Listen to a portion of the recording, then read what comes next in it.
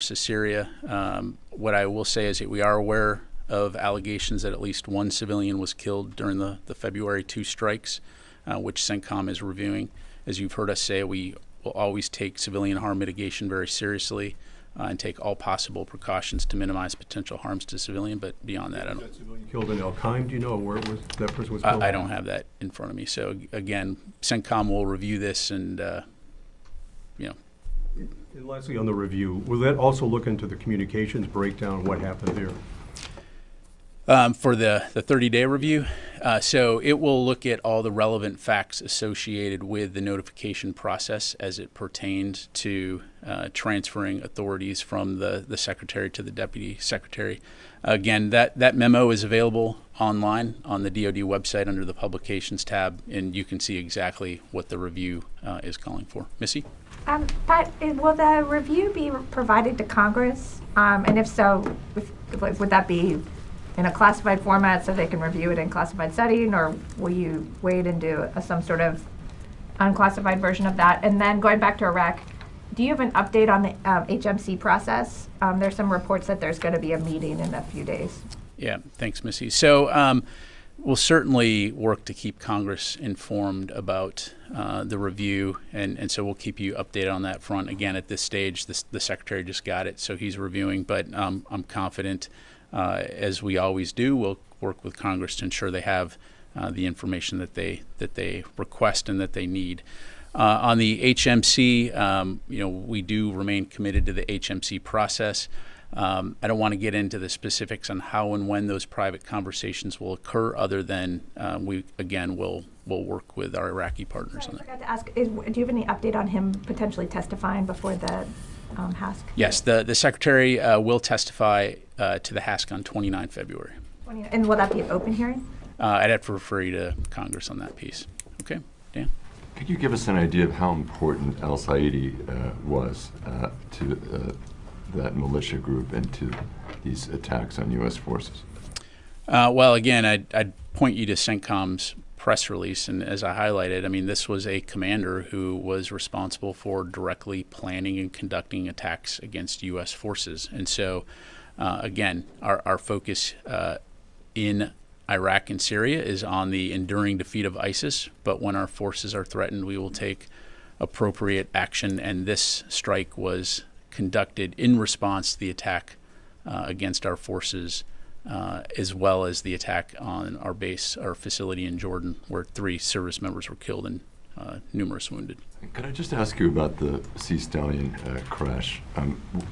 Is there any indication at this point that weather versus mechanical failures might have been a factor? And also, were there any indications that the crew tried to land or just considered landing before it went down? Yeah, thanks, Dan. I don't have any information on that. As you know, in any type of aviation accident or incident, there will be an investigation, and so it's very important to allow that investigation to run its course before any, there's any discussion or speculation on what may have happened. So I'd encourage you to keep in touch with the Marine Corps, and they can keep you updated. Secretary, is there a wider concern about aviation safety now? There's been so many mishaps. There's been reports indicating problems with training, sufficient amount of training for both pilots and the maintenance crews. Yeah, well, I mean, I can assure you that we are dedicated to ensuring that safety is in all of our programs, to include our aviation programs. We've taken critical steps to integrate industry best practices when it comes to evaluating, training, maintenance, safety standards. I can also assure you that each of the services takes this very seriously as well. And so they will, as always, continue to look at their training, maintenance, and safety programs to ensure that we learn from every incident and apply those lessons into their risk management programs and management of those fleets. Thank you. Fadi? Thank you, John. I just have one clarification on the higher military commission. There is a statement by Major General about the meeting on February 11th. So is the Pentagon confirming that or not? Sure. I refer to that statement. Okay, cool. Okay, so my question, I could have taken that question. My question is, I have two questions. This is the first time we hear an official statement naming Abu Bakr al-Sadi. Statement from CENTCOM just said commander, said he is involved in this and that. I mean, why hasn't the Pentagon or CENTCOM mentioned who the guy who was targeted, especially the Iraqi government is protesting what happened, targeting someone in a busy street, endangering civilians according to their statement.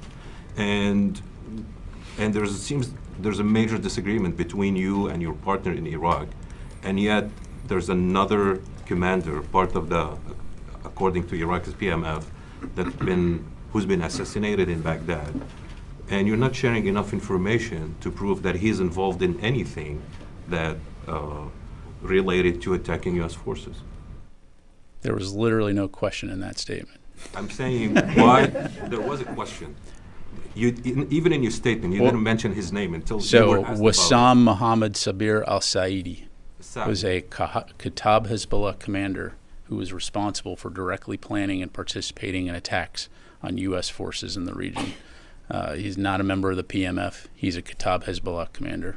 And we're very confident in the process that we took in order to identify and, again, hold this individual accountable.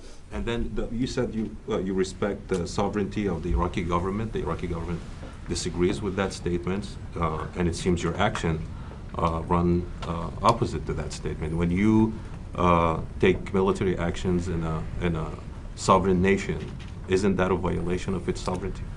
Well, Fadi, so first of all, again, we're in Iraq at the invitation of the government of Iraq to fight ISIS. And again, I know you know this, but for the benefit of those listening and watching, you'll recall when we returned to Iraq with significant numbers in 2014, it was to help them fight ISIS. Again, those forces are there to help train and advise in their fight against ISIS and help save Iraqi lives. We, the U.S. military, have an inherent right to defend ourselves if attacked. And again, publicly and privately, we've made it very clear to our Iraqi partners that we will take necessary action to defend those forces. Again, I've served in Iraq. I've been there many times. We have fought and died alongside Iraqis for many years to help them defend their nation. And the reason that we're there is, again, to help them to protect their country against ISIS. But if we're attacked, we have a responsibility to defend our forces, and that's what we did. Let me go back over here to Oren, and then we'll go to Carl. Two questions. First, was it by design that no Iranians were killed as the U.S. seeks to avoid open conflict with Iran? I'm not going to have anything to provide, Oren, beyond what I've already made in my statement. And then second question, General Mazloum, the SDF commander, briefed reporters and said ISIS has taken advantage of the situation, frankly, the chaos in the region, and they have seen a spike in their activity. Has the U.S. seen that same spike? Does that mean more ISIS attacks? Does that mean the de-ISIS coalition has effectively been busier? Well, look, I mean, part of this is relative when you want to start talking about ISIS and its presence around the world and around the region in terms of spike. Certainly, as we've seen before, ISIS is insidious and will take advantage of ungoverned spaces and opportunities to exploit tensions and fissures, is what you see in places like, just yesterday, I think there was an attack in Baluchistan by ISIS-K. You see them in Afghanistan. You see them on the African continent. So in Iraq and Syria, they are down, but they're not out.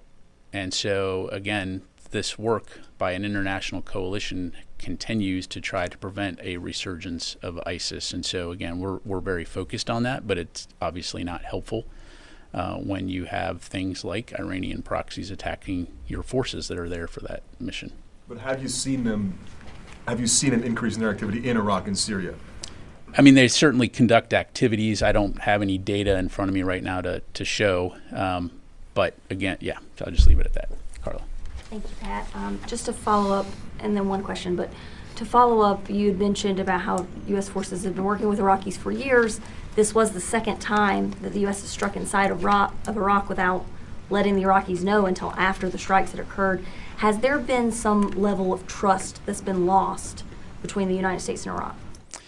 Look, we, again, view Iraq as a very valued and important partner, and we will continue to work and consult closely with them on regional security issues, supporting them, because again, we're there at their invitation. In terms of notification processes, look, we're going to take operation security and force protection into account into any operation. But again, I just go back to what I've said, that we've been very clear publicly and privately that we'll take appropriate action to defend our forces. Let me go Okay, to and then one on Ukraine, if I may. Sure.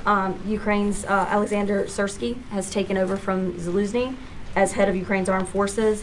Has Secretary Austin or General Brown spoken to Syrsky yet? And does the Pentagon anticipate any changes in Ukraine's military strategy after this reshuffle? I can't speak for General Brown. To my knowledge, so I'd refer you to Joint Staff for that. General Austin, going back in time there. Secretary Austin has not spoken to to that individual. Obviously a lot of questions that we've received. We're aware, of course, of the reports about changes in the Ukrainian armed forces. That's really something that I would have to refer you back to Ukraine to discuss their internal discussions and decisions. I can tell you the one thing that it won't change, and that is our continued support for Ukraine and their efforts to defend themselves against Russian aggression. So just leave it at that. Laura. Thank you. One on Iraq, Syria, and one on Ukraine.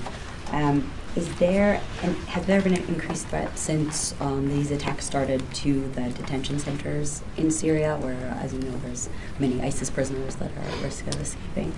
Laura, I'm not aware of anything. Attacks against the detention. Just an increased risk of some kind of breach, or the SDF guards having to... Yeah, I'd have to refer you to CENTCOM on that. I'm not aware of anything specifically. As you highlight, I mean, this is sort of a U.S. SDF joint effort to essentially ensure that Al-Hol continues to contain ISIS prisoners, but I'd have to refer you to CENTCOM on that. And then on Ukraine, we talked about how the PDAs are on pause right now. USAI contracts continue to flow. How much longer will the U.S. be providing flowing air defense missiles to Ukraine? So I don't have a number to provide for you. There are certain capabilities that were contracted under USAI, which will continue, which does include some air defense capabilities. We'll also continue to work very closely with allies and partners in terms of identifying Ukraine's needs and then working with them to help facilitate that process. So we're currently still flowing U.S. air defense missiles to Ukraine right now, the USAI contracts. To my knowledge, that and other capabilities that we've announced as it relates to USAI. Jennifer. Just a follow-up, Pat. You say that the person killed in Baghdad, the head of Kateb Hezbollah, was not a member of the PMF, but the Iraqi leaders say that he was. So how can you say he wasn't a member of the PMF if they say he was? And if you have targeted the head of Kateb Hezbollah in Iraq, does that mean you've determined that the drone that killed Americans in Jordan came from Iraq? I don't have any updates to provide in terms of the point of origin for the drone that struck Tower 22. And again, we're confident that this individual was a Kateb Hezbollah commander. And I'll just leave it at that. I won't speak for the Iraqis. Yeah. Last week, we heard from the Defense Secretary who said that Iran was ultimately to blame because they pay for these groups, these proxy groups. They bankroll these missiles and these drones. So is it in his estimation that Iran has been held responsible for the attack at the Tower 22? Is it the Secretary's estimation? Again, look, we've said is that we will take necessary action to hold those accountable, those responsible for these attacks against our forces accountable. I'm not going to bound it other than to say that we will continue to stay focused on our mission in Iraq and Syria, as well as doing what we need to do to protect our forces. And I'll just leave it at that. Gordon? Pat, just to go back to this review thing, the Secretary's answer on how much would be revealed or whatever was a bit shaky. The idea of, who knew what when and who was supposed to say and do all that cannot be positively classified. So I'm trying to get a cleaner answer to how transparent the building will be on the results of this review, because the idea that a lot of it is classified seems not true. I'm going to take a deep breath there, Gordon. I know I understand and appreciate your skepticism there.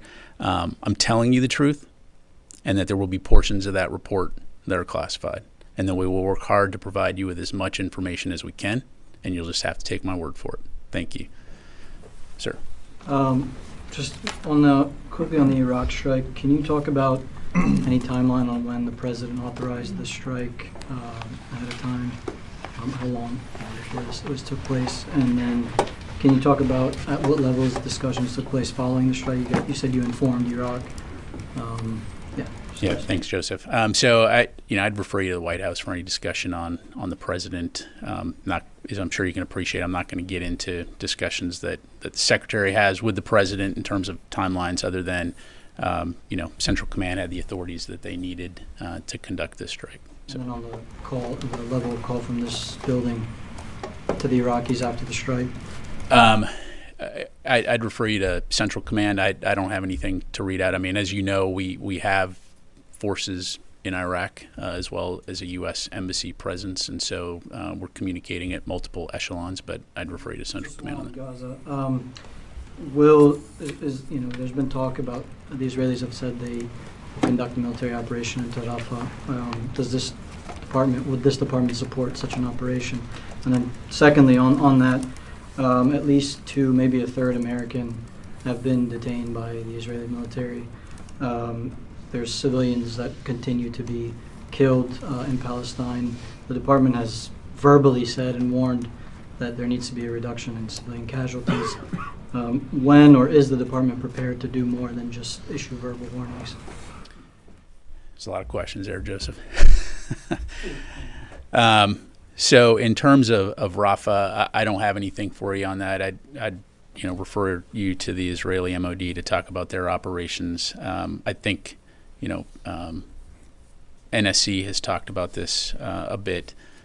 Clearly, we continue to remain focused on ensuring that humanitarian assistance gets into Gaza, and there are concerns about making sure that civilian safety is taken into account if there were any operations to be considered in that area. But again, I don't have anything to provide on Israeli operations. As it relates to the detainment of any U.S. citizens, again, I'd refer you to State Department on that. I just don't have anything to provide. Okay, sir. Yeah, thank you. When it comes to addressing the threats of the Iranian-backed groups in Iraq and Syria, has your policy changed or shifted from deterrence to degrading these groups? Because 1 hour ago, the State Department, the BT spokesperson, said that the focus continues to be on both, on deterrence and also on degrading these groups. Has anything changed related to that? So I think you got to take a step back a little bit more from that and say, the focus is on conducting the mission that we're there to do. And if we're attacked, taking appropriate action to deter future attacks, as well as safeguarding our forces, to include holding those accountable who have been conducting these attacks. Part of that would include degrading the capabilities that they've been using to conduct attacks, right? So that's what you saw on Friday was efforts to degrade the capabilities that they have, but also send a clear message that we will take action if our forces are attacked or threatened. So. I totally understand that you are in Iraq on an invitation of the Iraqi government, and we spoke on that at different times. But when it comes to that, the Iraqi government says totally different what we are believing when it comes to the sovereignty. You say that we respect the Iraqi sovereignty, and the Iraqi government, the spokesperson for the Iraqi government, says that the U.S. is violating the Iraqi sovereignty. And also today what they announced that these attacks compels the Iraqi government more than ever to terminate the mission of the coalition. Does that concern you at all, these comments that coming from the Iraqi government? I understand that you are not speaking for the Iraqi government, but are you taking these statements seriously? Well, look, we take our relationship with Iraq seriously, and we value them as a partner. We do respect their sovereignty. But again, when our forces are attacked or threatened, it's incumbent on us to take necessary action to protect those forces. And so I'll just leave it at that. May I add the Last one, I Is had there- to get some of your Prost. colleagues here. Is there any agreement between you and the Iraqi government? Have you told the Iraqi government if you like it or don't, if our force has been attacked by any groups inside Iraq, we will respond then without pre-notification to your government? As I mentioned, we have been and have had conversations with our Iraqi partners that we, both publicly and privately, that we will respond to any attacks against our forces. And of course, part of those conversations include working with the Iraqi government to request their assistance in protecting our forces that are there at their invitation.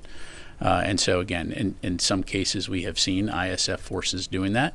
But you know, as you have all highlighted and as we've discussed, you know, when our forces are threatened over 160 times and, you know, after 3 U.S. service members are killed, multiple wounded, you know, we're going to take appropriate action. Let me go to the phone here. Idris from Reuters. Hey there, Pat. When did the Secretary last speak with the Iraqi Prime Minister? I think it's been a few months at least. And is the lack of conversations and phone calls with him a sign that the Secretary feels that the Prime Minister is sort of helpless in stopping the attacks against U.S. troops?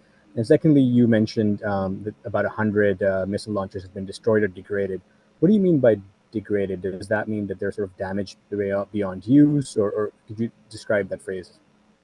Yeah, thanks, Idris. I'll have to take the question on when the last call was. I want to say it was December timeframe with the Prime Minister, but and then you know, I'm not going to speak for him and you know, how he feels about things. Finally, in terms of degraded, yes, you know, functionally incapable of operating or being employed as intended. Thank you. Come back to the room here, sir. Thank you, General. I'm going to come back to the HMC discussions. Today, the spokesperson for Iraqi armed forces said this Sunday the negotiations will start again.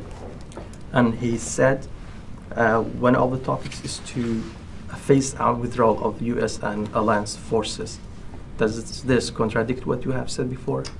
Look, first of all, I'm not going to hold the meeting here. That's what we have meetings and discussions for. And as you heard us talk about, the purpose of the Higher Military Commission, which was agreed upon back in August, was to discuss the phasing of the transition of the military forces as part of the coalition to a longer-term bilateral U.S.-Iraq security cooperation. So, you know, again, what that looks like is exactly what those meetings will be all about and discuss. You know, the important thing here is I think we all agree that a secure and stable Iraq is important to the region, and so the United States is committed to working with our Iraqi partners toward that end. I may ask, do your forces in Iraq have any role in conducting airstrikes, or only CENTCOM has? The forces in Iraq are there to support the train and advise mission for the defeat ISIS mission at the invitation of the government of Iraq. Jared. Sir, on, I believe it was the evening of February 4th, I could be incorrect, but there was a suspected militia drone attack on near the Green Village base in Syria, in which Syrian Democratic Forces members were killed. Is that the first time suspected Iran-backed militias have targeted the SDF with drones, and does the department see that as potentially indicative of a shift in tactics by these groups? So, Jared, I don't have the answer to that question. You'd have to talk to the SDF. As I, you know, my assessment based on, you know, my read, what I saw was that drone was probably intended for Green Village, and you know, landed several kilometers away from Green Village. So whether or not they were intentionally targeting SDF, I don't know. So just have to leave it there. Thanks. Yeah. 2 questions. First, in terms of all the strikes against the Houthis' equipment and different sites, have there been any Houthi casualties? And then on an earnings call today, the Mayor CEO said that the U.S. Navy can't guarantee the safety of passage in the Red Sea. Does the Pentagon agree with that? Is this Red Sea safe for commercial shipping right now?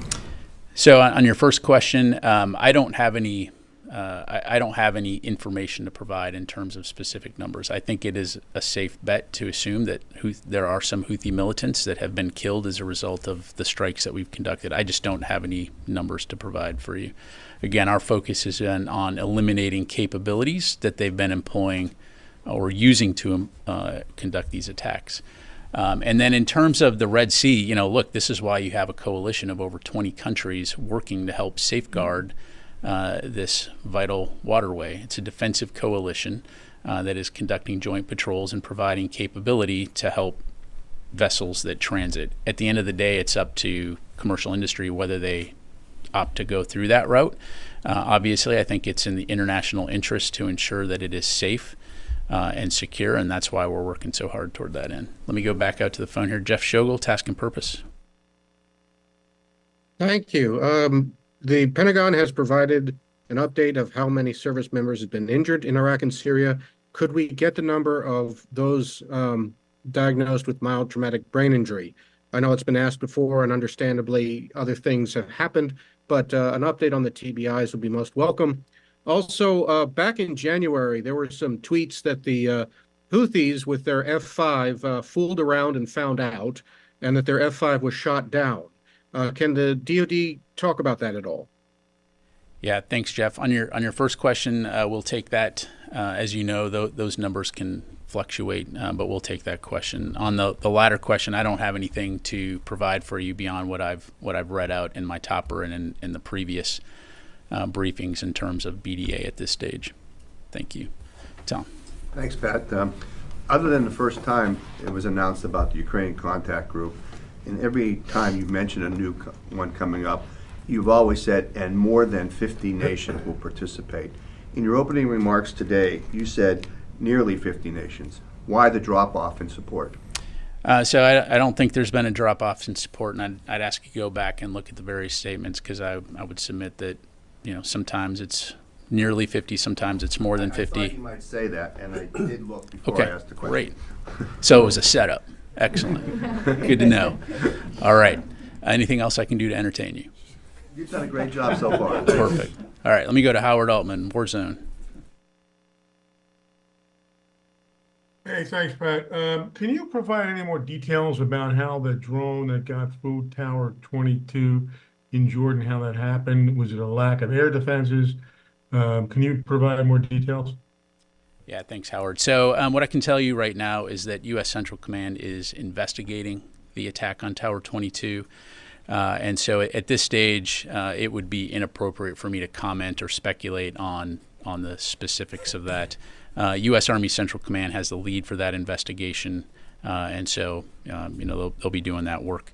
Certainly, once that investigation is complete, we may have more information to provide, but right now I'm just not able to go into those details. Thank you. Come back in the room, sir. Is there any indication that North Korea prepare conduct military action against South Korea? That North Korea is preparing to military action against South Korea? I don't have any intelligence to pass along. So basically, again, we're going to continue to monitor the situation. I'm not aware of any imminent attacks, but we're going to continue to work closely with South Korea and Japan to monitor the region and work towards security and stability.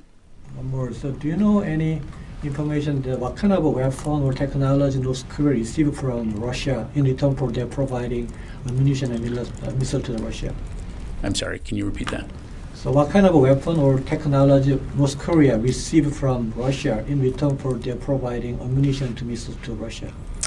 I don't have any specifics to pass along. As you highlight, there is a relationship there, and we do know that North Korea has provided capabilities to Russia, hoping to build up a relationship to be able to capitalize on Russian capabilities. But I'll just leave it at that. Let me go to Fadi and then I'll come to you. So General, after the attack on U.S. forces in Jordan, the Pentagon said the response will be multi-tiered. So far, we've seen two waves at least, the one in Iraq and Syria, and now with in Baghdad. Is this approach still valid, or does the Pentagon think that the response to the attack in Jordan has played out, and now it depends on whether attacks continue on U.S. forces in Iraq and Syria. Yeah, thanks, Fadi. Yeah, I mean, again, just to emphasize what I said earlier, the strike on Friday and the strike yesterday was conducted in response to those attacks, as well as the attacks on U.S. forces, and meant to hold those responsible accountable. As for whether or not there will be future attacks, again, I'm just not going to speculate or talk about potential future operations, other than to say, again, we'll take necessary action to protect our forces. And I'll just leave it there. Mike, got time for a couple more. Thanks, Pat. Today, General Mazloum of the SDF accused Turkey of attacking their civilian infrastructure, including oil facilities. Can you confirm if that's true or not? And does it cause any problems for the campaign to have two allies fighting each other instead of ISIS? Yeah, thanks, Mike. I don't have any information on that. I haven't seen those reports. Doesn't mean it hasn't happened. I just haven't seen anything on it. And as for political campaigns, that's just not something that I'm going to comment on. Last question, sir. Thank you, sir. Two questions. One, China was in the news last week and this week in the media and also on the Capitol Hill, that as far as cyber security or other concerns are, Chinese have so many people here against the United States. My question is, how much concern is from Pentagon here as far as Chinese cyber and military security is concerned within the U.S.? Yeah, well, without going into specific instances, what I would tell you is, as we've highlighted many times before, China continues to remain our pacing challenge. And as we've highlighted in our national defense strategy, one aspect of that is operations in cyberspace. And so, again, we'll continue to take that very seriously. And it's something that we'll continue to work on closely with allies and partners as it relates to their own cybersecurity. And then you had a second question. As far as this war in the Middle East is concerned and terrorist activities against many countries in the Middle East, there are many terrorists in many countries there. My question is that they are digging, they have had 1,300 or 1,500 tunnels, they have arms, they have financing. My question is, are we going after those who are financing them millions and millions of dollars and giving them arms and supporting them? And I'm sorry, which terrorist group? In the Middle East, like Hamas or Hezbollah and others. Yeah, so without getting into a specific breakdown of various terrorist groups, and happy to have an offline discussion with you on that. As you know, as part of our national defense strategy, counterterrorism is an aspect of that, right? We acknowledge that there is significant terrorist threats around the world, and we will continue to work with our allies and partners towards addressing that, to include those that affect our homeland. And so it's something we obviously take very seriously. It's something, oh, by the way, that we got very good at after 20 years of conducting counterterrorism operations, but also recognizing the fact that around the world we have other interests, to include addressing the threats that countries like Russia pose in Europe, as well as the pacing challenge of China, as I highlighted. So thank you very much, everybody. Appreciate it.